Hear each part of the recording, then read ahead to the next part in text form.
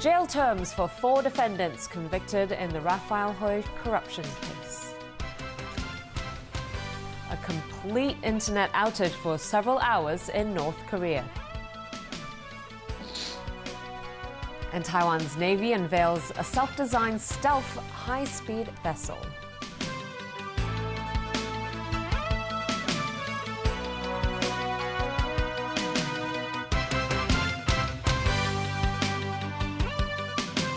Hello and a very good evening. Sentences were handed down today for 4 defendants found guilty in the corruption trial involving former Chief Secretary for Administration Raphael Hui and top executives of Sun Hung Kai Properties.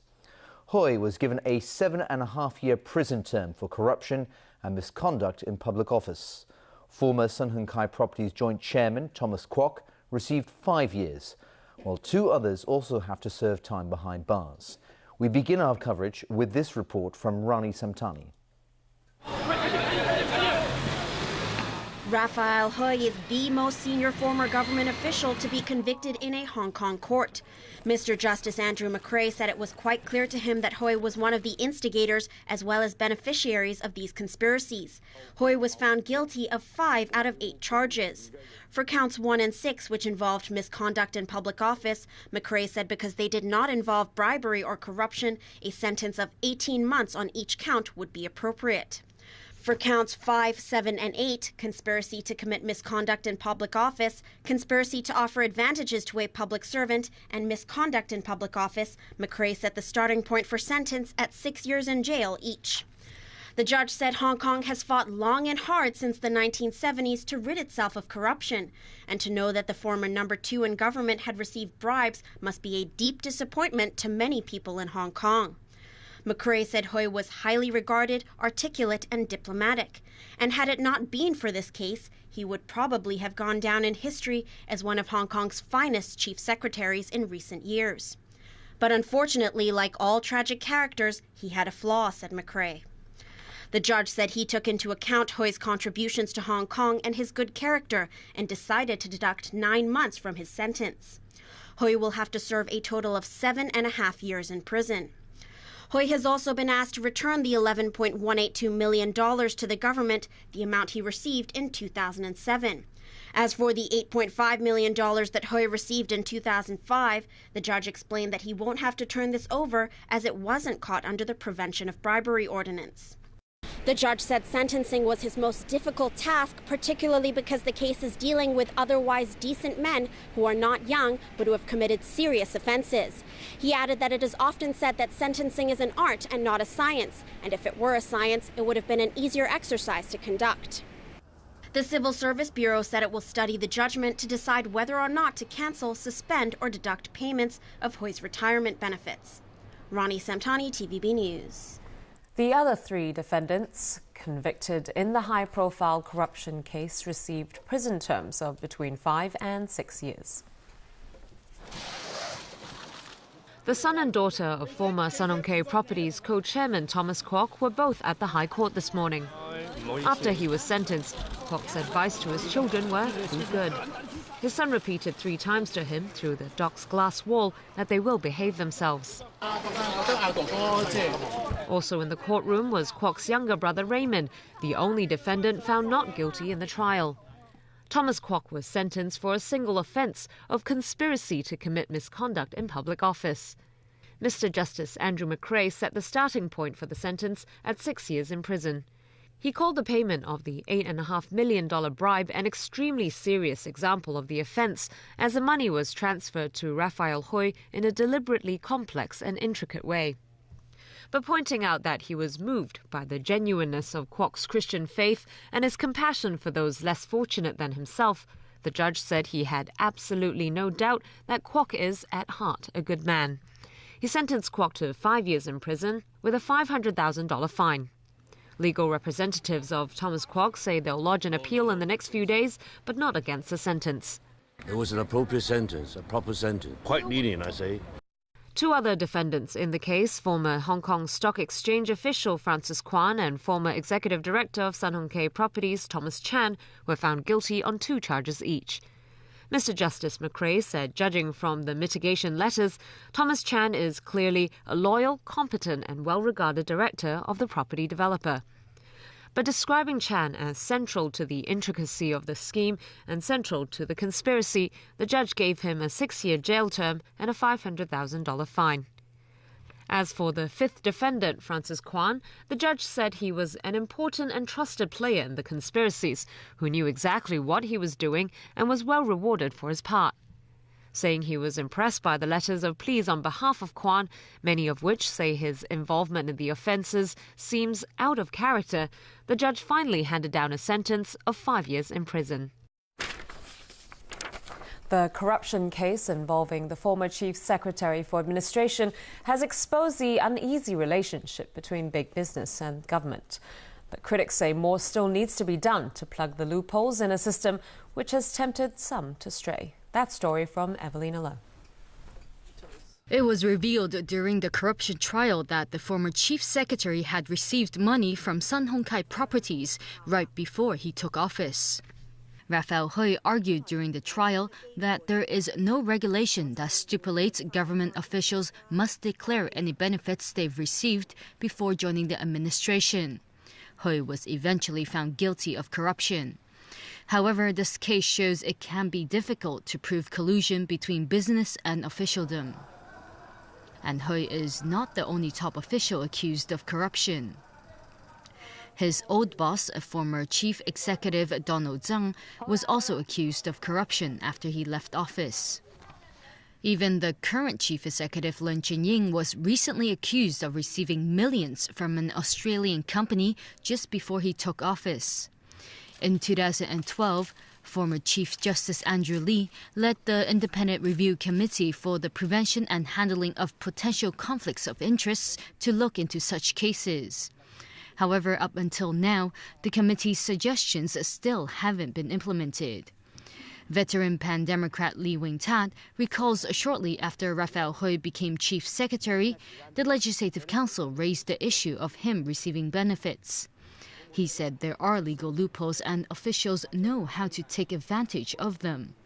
The most worrying thing is, Lee went on to say, is that the standard of officialdom will drop to an unacceptable level. Former Civil Service Secretary Joseph Wong said there has been an increase in business people joining the government. But he also said that to end these conflict of interest cases, the government shouldn't focus on seizing the relationship between the business and the public sector.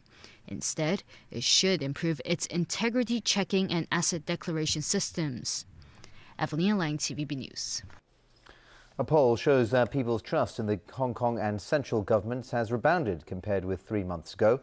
The University of Hong Kong's Public Opinion Programme interviewed more than 1,000 people in mid-December. 37% of the interviewees said they trust the SAR government. This is a 9 percentage point increase from 3 months ago. The number of people who expressed distrust in the government also dropped by 8 percentage points. On the other hand, there was a 14 percentage point increase in the number of respondents who said they trust the central government. As for the one country, two systems policy, 46% said they have confidence in the implementation of the principle, while a similar percentage said they don't have confidence in this. And turning overseas, North Korea at the center of a confrontation with the United States over the hacking of Sony Pictures had a complete internet outage for several hours earlier today. Alan Booknear reports. The U.S. State Department has declined to say if Washington was behind the internet shutdown in North Korea. Last week, President Barack Obama vowed to respond proportionately to the cyber attack on Sony Pictures that the FBI blames on Pyongyang. North Korea denies its involvement in the hacking. Yesterday, a State Department spokeswoman addressed Pyongyang's demand for a joint investigation into the incident. The government of North Korea has a long history of denying responsibility for destructive and provocative actions, and if they want to help here, they can admit their culpability and compensate Sony for the damages that they caused. Sony spent more than $40 million filming the interview, the movie pulled in the face of terrorist attack threats. Meanwhile, Beijing called reports that China may have helped in the Sony hacking attack irresponsible. Almost all of North Korea's internet links pass through China. Last week, Washington asked Beijing to identify any North Korean hackers operating in China and send them back. South Korea is also investigating whether the North is behind a hacking attack on its nuclear power operator. 원전은 국민 안전과 직결되는 President Park Geun-hye called a recent series of leaks of data a grave situation, unacceptable to national security. Korea Hydro and Nuclear Power, which operates 23 reactors, said the hacked data released was non-critical. It's currently conducting drills meant to prepare workers in the event of cyber attacks aimed at disabling control systems. But the company and the energy minister assured that the systems are safe. The South Korean Defense Ministry said it's establishing a cyber operations division to beef up defense against online warfare. Alan Booknia, TVB News. The U.S. Justice Department says it will review the fatal shooting of an unarmed black man by a white police officer in Milwaukee last April. It comes after local prosecutors decided not to go ahead and prosecute him, saying he had acted out of self-defense. The U.S. Justice Department wants to open a federal investigation into the fatal shooting of a black man in Milwaukee by a white police officer last April. It comes after local prosecutors decided not to go ahead and press charges against the officer. Christopher Manny won't be charged because local authorities concluded he shot Dontre Hamilton in self-defense. Manny is at least the third white police officer to avoid charges in the past month after a confrontation that led to a black man's death. The death of Dontre Hamilton is a tragedy for everyone involved. My decision today that criminal charges will not be issued against Officer Manny does not depreciate the very legitimate concerns raised any time a law enforcement officer uses deadly force against a citizen. Other notable cases of deadly police force against black men include the ones involving Michael Brown in Ferguson, Missouri, and Eric Garner in New York City, cases which have generated controversy and debate in America. These and others have seen relations between America's police and citizens sink to a new low. It's led some to wonder whether the murder of several cops over the weekend was motivated by some desire for revenge.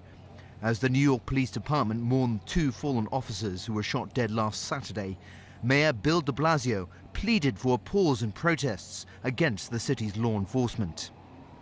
So I'd ask that any organizations that were planning events or gatherings that are about politics and protest, that could be for another day.